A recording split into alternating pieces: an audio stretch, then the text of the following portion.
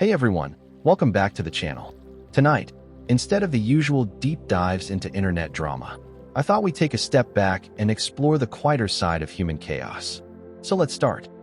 I never thought I'd be the person sitting in a locked bathroom at 3 in the morning, staring at a text message that felt like a literal noose around my neck. But life has a funny way of completely dismantling everything you think you know about yourself in a matter of seconds. If you had told me a year ago that my entire future, my reputation, and my sanity would be held hostage by my stepbrother, I probably would have laughed in your face because back then, Marcus was just the quiet, slightly awkward guy my mom married into. We shared a roof in a nice, quiet suburb just outside of Chicago, ate dinner at the same table, and mostly stayed out of each other's way, which was exactly how I preferred it. But tonight, the phone in my hand felt heavy enough to sink through the floor, and the message glowing on the screen was a screenshot of my private life that I had spent months meticulously hiding from everyone I knew. It was a photo of me from my OnlyFans account, a secret life I started out of pure desperation to pay off my crippling college tuition, and right underneath the image, Marcus had typed out a single sentence that made my stomach completely drop, telling me we needed to talk in the morning, or he was going to show our parents during breakfast.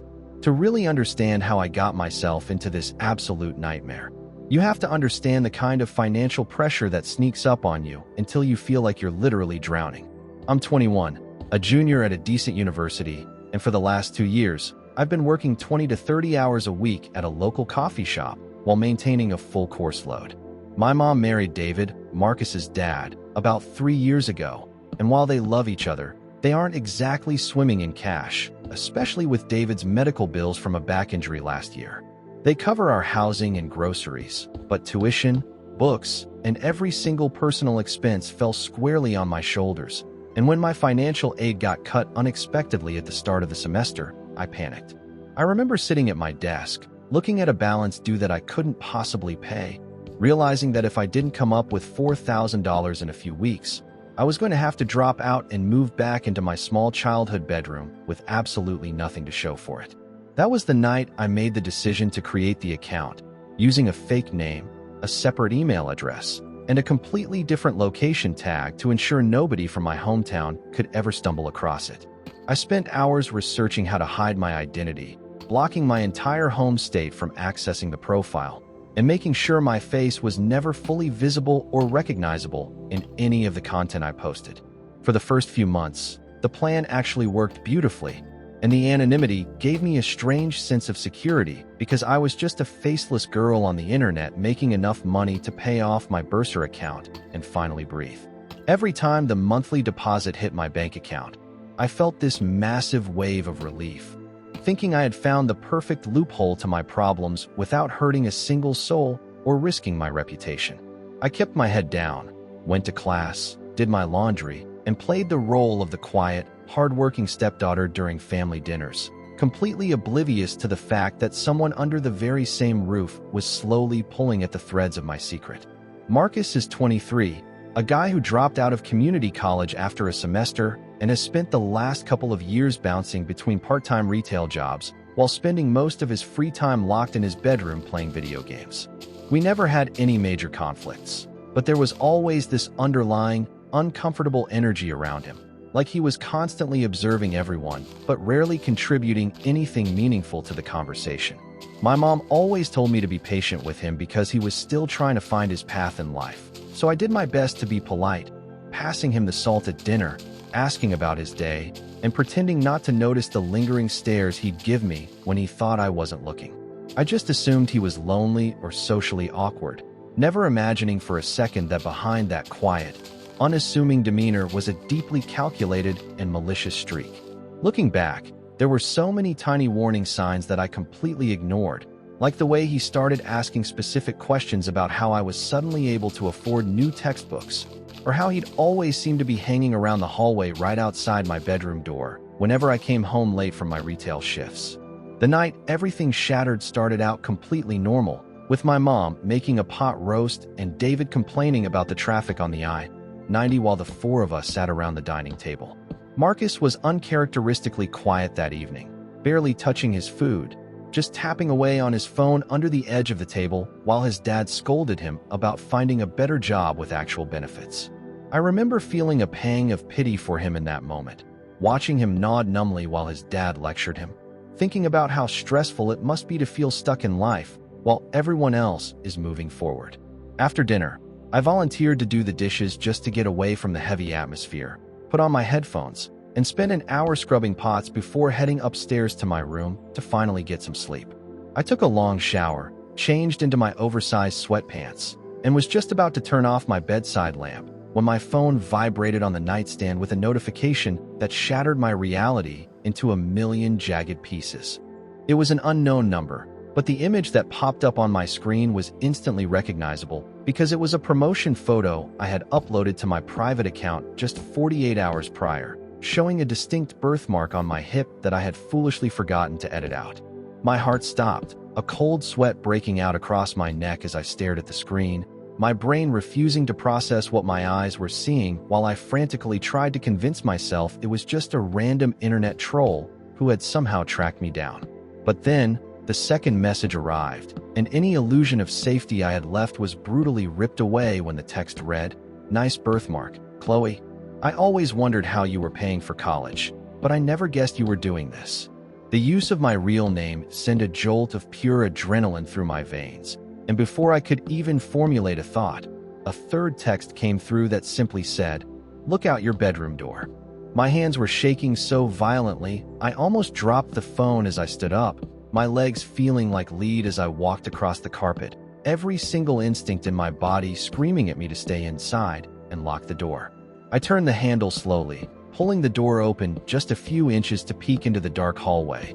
And there he was, standing near the top of the stairs with the blue light of his phone illuminating a twisted, triumphant smirk on his face. He didn't say a word, just raised his hand, gave me a small, mocking wave, and turned around to walk back into his room, shutting the door softly behind him as if he hadn't just completely destroyed my entire world. I slammed my door shut, locked it, and backed away until my knees hit the edge of my bed, collapsing onto the floor in tears as the sheer terror of the situation washed over me. He knew, my stepbrother knew my deepest, most shameful secret, and the realization that he had been watching me, investigating me, and waiting for the perfect moment to strike made me feel physically sick to my stomach. I spent the next 4 hours pacing the floor of my room, my mind racing through every possible scenario, wondering how he could have possibly bypassed the state blocks I had put in place, or how long he had been tracking my online presence. Had he been reading my emails, or did he somehow guess my password, or did he just happen to stumble across a random re-upload on some shady forum and recognize my room in the background? The terrifying truth was that it didn't even matter how he found out, because the only thing that mattered now was the absolute leverage he held over my life, my future, and my relationship with my family. My mom is an incredibly traditional, conservative woman who raised me with strict religious values, and if she ever found out about the account, it wouldn't just disappoint her, it would completely break her heart and alienate me from the family permanently. David, who already had a rigid view of morality and a short temper, would undoubtedly kick me out of the house on the spot, leaving me homeless, broke, and unable to finish my degree. When the sun finally started to rise, casting long, gray shadows across my bedroom floor, I knew I couldn't avoid him forever, and the text message he sent at 7 a.m. confirmed my worst fears, telling me to meet him in the garage before our parents woke up.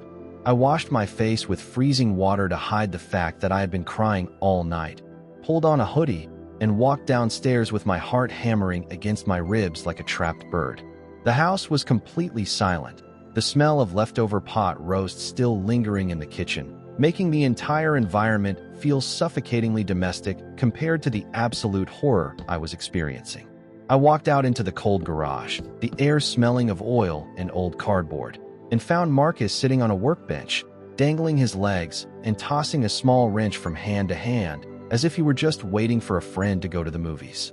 He looked up when the door clicked shut, his expression shifting from casual amusement to a cold, predatory focus that made me realize this wasn't a joke or a prank to him, but a calculated play for power.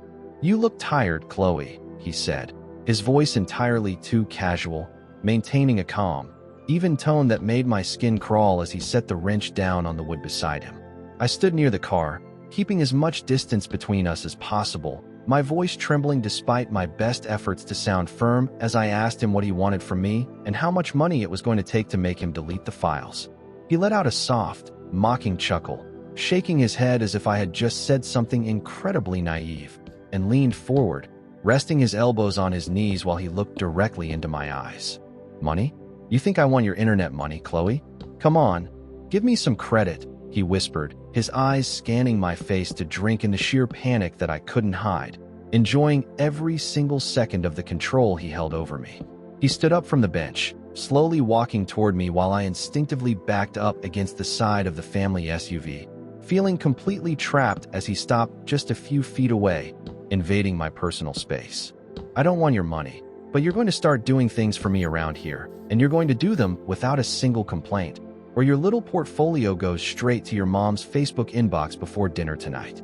The terms of his blackmail started out small, almost like a sick game to see how much degradation I would tolerate before breaking, forcing me to do his laundry, clean his bedroom, and do all of his household chores while our parents praised him for finally stepping up around the house. I had to sit there during dinner, smiling through my teeth while David patted Marcus on the back for keeping the garage clean, knowing that I had spent 3 hours scrubbing the oil stains off the floor while Marcus sat on his phone, watching me like a hawk. Every single time he looked at me across the table or sent me a text message with a list of demands, a piece of my soul felt like it was being chipped away, replaced by an all-consuming anxiety that never left my chest. I couldn't sleep, I couldn't eat, and my grades started to plummet because every time I opened a textbook, all I could see was Marcus's smug face and the looming threat of my life being completely dismantled. But the worst part wasn't the physical chores or the loss of my dignity. It was the psychological torment he inflicted on me daily, constantly reminding me of the power he held by dropping subtle hints during family conversations that only I would understand. One night, while we were all watching television in the living room, a commercial for a dating app came on, and Marcus leaned over to my mom, loudly commenting on how crazy it is that girls sell themselves online nowadays, turning his head to look directly at me with a sickening grin. My heart stopped, my breath catching in my throat as my mom nodded in agreement, launching into a lecture about morals, completely unaware that her own daughter was sitting 3 feet away, paralyzed with fear while her stepson relished the psychological torture. Marcus would text me from across the room, telling me to go fetch him a glass of water or to bring him a snack, and I had to get up and do it, feeling the eyes of my parents on me, wondering why I was suddenly acting like his personal servant. As the weeks dragged on, the demands began to escalate, moving from simple household chores to things that felt far more invasive and dangerous, proving that his appetite for control was only growing over time. He started demanding that I give him access to my financial accounts, wanting to see exactly how much money I was making, forcing me to hand over my laptop so he could browse through my private files while I stood there, humiliated and entirely powerless.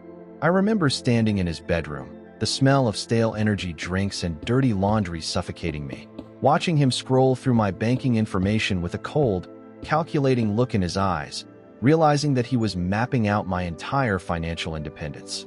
He looked up from the screen, a dark expression crossing his features, and told me that from now on, half of every deposit I received was going to be transferred into an offshore digital wallet he had set up, calling it a management fee for keeping my secret safe. I wanted to scream, I wanted to fight back, to run into my mom's room and confess everything just to strip him of his leverage, but every time I built up the courage to do it, the reality of the consequences stopped me cold. I knew exactly what would happen, the disgust in my mother's eyes, the screaming match that would follow, the immediate expulsion from the house, and the permanent stain on my name that would follow me into my professional career. I felt like a prisoner in my own skin, trapped in a house that no longer felt like a home, waking up every single morning with a profound sense of dread, wondering what new degradation Marcus would dream up for me today. I was completely isolated, unable to tell my friends, unable to seek help from a counselor, because admitting the truth to anyone meant acknowledging the weapon that Marcus was holding against my head, and I knew that if he felt even slightly threatened, he would pull the trigger without a single moment of hesitation. The true breaking point of this initial phase happened on a Friday night when my mom and David announced they were going out of town for the weekend to attend a wedding in Wisconsin, leaving the two of us alone in the house for 48 hours. The moment the garage door closed and their car pulled out of the driveway, the atmosphere in the house shifted instantly, turning heavy, dark, and thick with an unspoken menace that made me lock myself in my room immediately. Within 10 minutes, my phone lit up with a text from Marcus, telling me that he was throwing a party tonight with some of his friends and that I was going to act as the bartender and clean up after them, adding that if I tried to hide in my room, he would make sure my mom got an early wedding present on her phone. I sat on the edge of my bed, staring at the screen as tears of pure frustration and hatred streamed down my face, realizing that the nightmare was no longer just a private torment between the two of us, but was about to spill over into the real world in a way I couldn't control. The house filled up with Marcus's friends around 9 that night, a loud, rowdy crowd of guys he knew from high school and a few people from his retail job, all of them carrying crates of beer and bottles of cheap liquor into our kitchen. I stood behind the counter, pouring drinks and wiping up spills, feeling like a ghost in my own home while Marcus paraded around, acting like the king of the castle, completely intoxicated on his newfound authority. He kept making a point to call me over in front of his friends, ordering me around with a sharp, demanding tone just to show off the bizarre, unexplained compliance he had over his college-educated stepsister. I could see the confused, slightly uncomfortable looks on some of his friends' faces, wondering why I was putting up with his disrespectful behavior, but I kept my eyes glued to the counter, swallowing my pride and swallowing the bile that rose in my throat every time he touched my shoulder to emphasize a command. As the night wore on and the alcohol flowed, Marcus's behavior became increasingly erratic, his eyes bloodshot and his speech slurred as he cornered me in the pantry while I was looking for more plastic cups.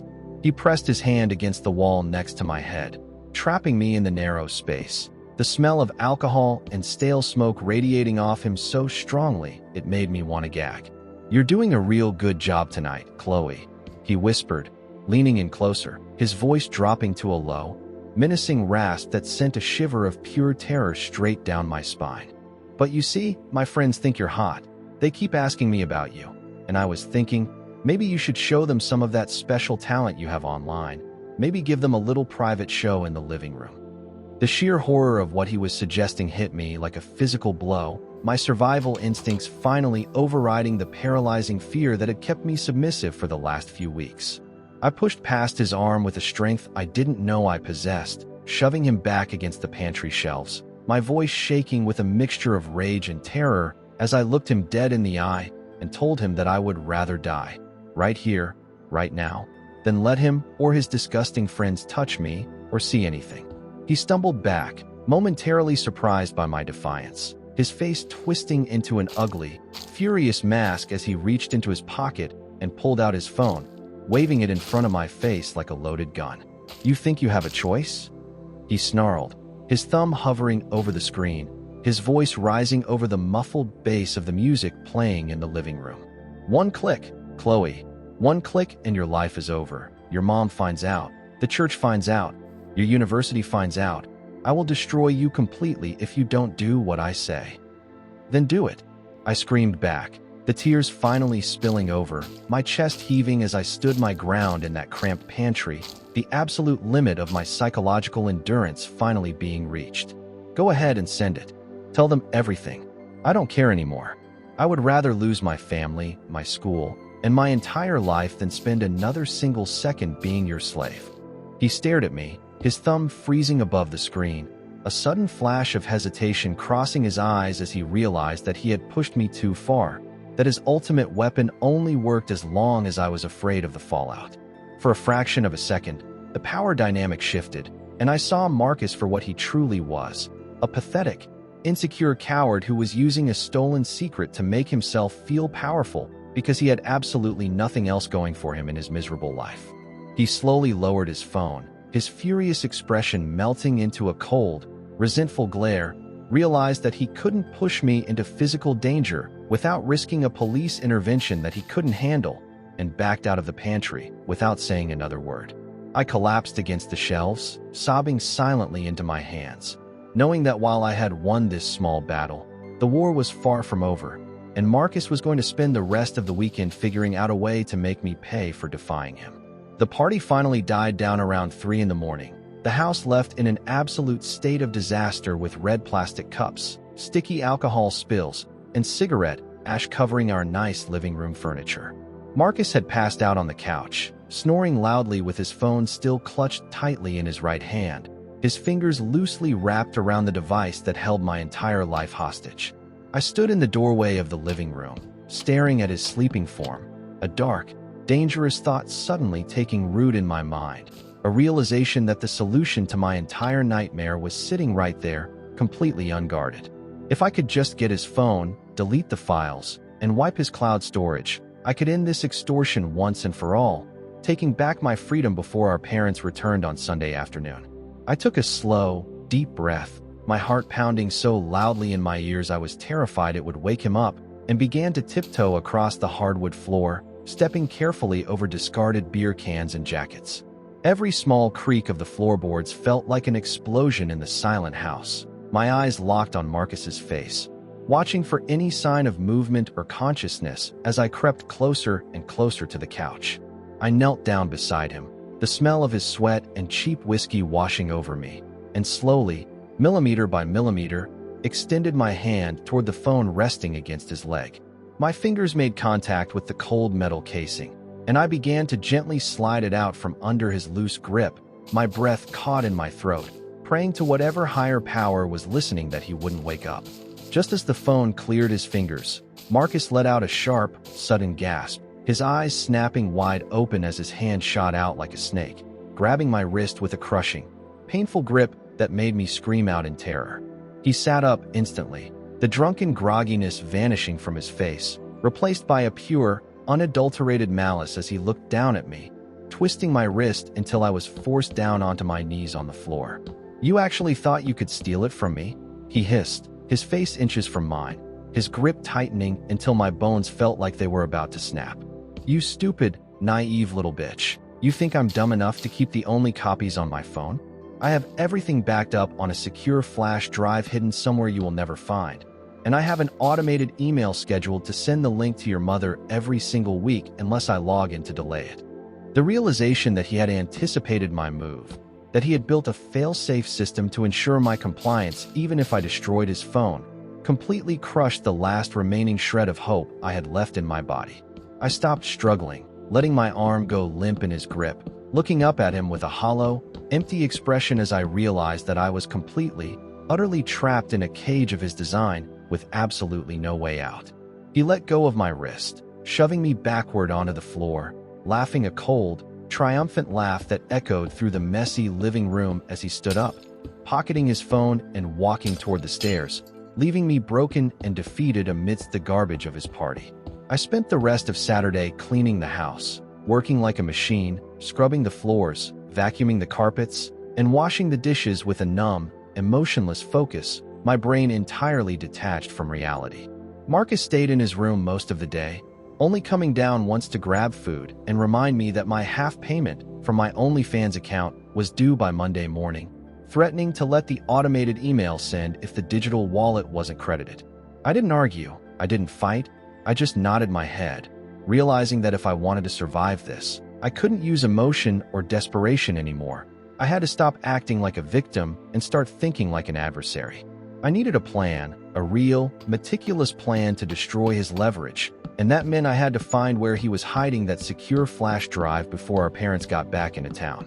Late that Saturday night, while Marcus was out picking up fast food, I broke into his bedroom, using a plastic credit card to pop the simple lock on his door, my heart racing as I stepped into his private sanctuary of filth and resentment. I began searching every possible hiding spot, flipping through his clothes, looking inside his shoes, checking under the mattress, and tearing through his desk drawers, looking for anything that resembled a flash drive or a hidden notebook with passwords. The room was disgusting, covered in dirty laundry and empty food wrappers, but I forced myself to search through every single piece of garbage, driven by a desperate, burning need to find the weapon he was using against me. After 40 minutes of frantic searching, I came up completely empty-handed, finding absolutely nothing but old video game cases and unpaid bills. A wave of despair washing over me as I realized he might be carrying the drive on his person at all times. I was just about to give up and leave the room before he returned when my foot struck a loose floorboard right underneath his closet door, a hollow sound echoing through the small room that instantly caught my attention. I knelt down, prying at the edge of the wood with a small pocket knife I had brought with me, my hands shaking with anticipation as the piece of wood popped free, revealing a small, dark cavity underneath. Inside the hole was a small metal lockbox, the kind people use to keep cash or important documents, and my heart leaped into my throat as I realized this had to be it. This was where he kept his secrets. The box was locked with a heavy combination dial, and without the numbers, it was completely useless to me. But as I looked closer, I noticed a small piece of paper taped to the bottom of the loose floorboard, covered in a series of numbers and web addresses written in Marcus's sloppy handwriting. I pulled out my phone and quickly snapped high-resolution photos of the paper, ensuring every single number, username, and recovery email was perfectly legible, before carefully replacing the paper, the box, and the floorboard exactly how I found them. I slipped out of his room, locking the door behind me just minutes before I heard his car pull into the driveway, my mind racing as I retreated to my bedroom with a newfound sense of purpose and a tiny, fragile glimmer of hope. I sat at my desk, looking at the photos of the numbers on my phone, realizing that these weren't just combinations for the lockbox. They looked like login credentials for a secure, encrypted cloud storage network, along with a secondary email account he had probably set up specifically for the blackmail. It took me 3 hours of trial and error on my laptop, using a secure VPN and a private browser, to finally crack into the secondary email account using the recovery phrases written on that piece of paper. When the inbox finally loaded, a gasp escaped my lips as I saw the automated emails he had set up, scheduled to send to my mother's primary email address every Monday afternoon at 4 p.m., containing a direct link to a shared folder filled with my private photos and videos. Marcus hadn't just been bluffing.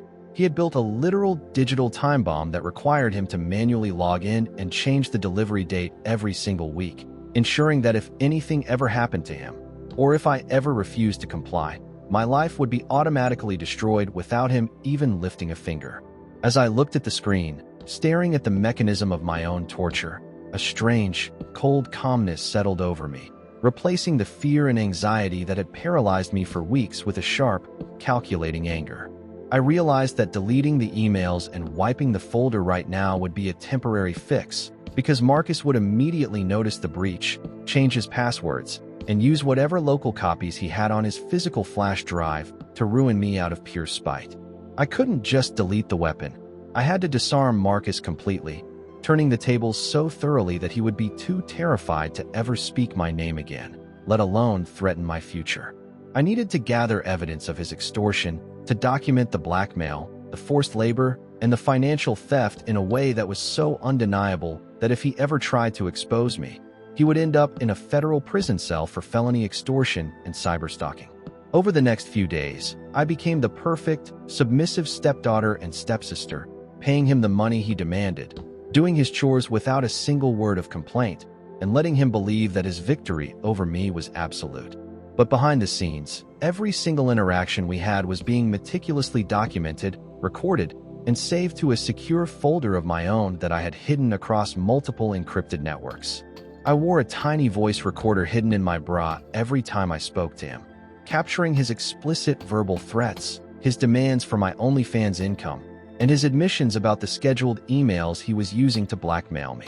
I kept screenshots of every single text message he sent, mapping them to the bank transfers I was forcing myself to send to his digital wallet, creating a flawless, chronological paper trail of a systematic extortion scheme. Marcus was so intoxicated by his own arrogance, so completely convinced that I was a broken, defeated victim, that he became incredibly careless, speaking openly about his leverage over me even when our parents were just downstairs in the kitchen. "You better hurry up with that laundry, Chloe. Remember what happens tomorrow at 4. He whispered to me in the hallway one afternoon, completely unaware that the phone in my pocket was recording every single syllable of his threat in high-definition audio. I just looked down, biting my tongue, nodding my head meekly while inside my mind, I was adding another piece of ironclad evidence to the digital cage I was building around him.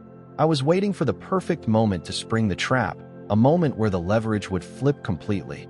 And that opportunity finally arrived when David announced that Marcus was going to accompany him on a 3-day business trip to Ohio to help him drive, leaving my mom and me alone in the house once again. The morning they left for Ohio, I stood by the kitchen window, watching David's truck pull out of the driveway with Marcus sitting in the passenger seat, staring at his phone, completely oblivious to the fact that the trap was about to spring shut on him. The moment they turned the corner at the end of the street, I went straight to work, knowing that I had exactly 72 hours to execute the final phase of my plan and secure my freedom forever. My mom was at her job at the local clinic until 6 p.m., giving me an entire day of uninterrupted privacy to finish building the case that would either save my life or completely destroy it. I sat down at my laptop, opening the encrypted folder that contained every single piece of evidence I had painstakingly gathered over the past few weeks, organizing it into a flawless, chronological presentation.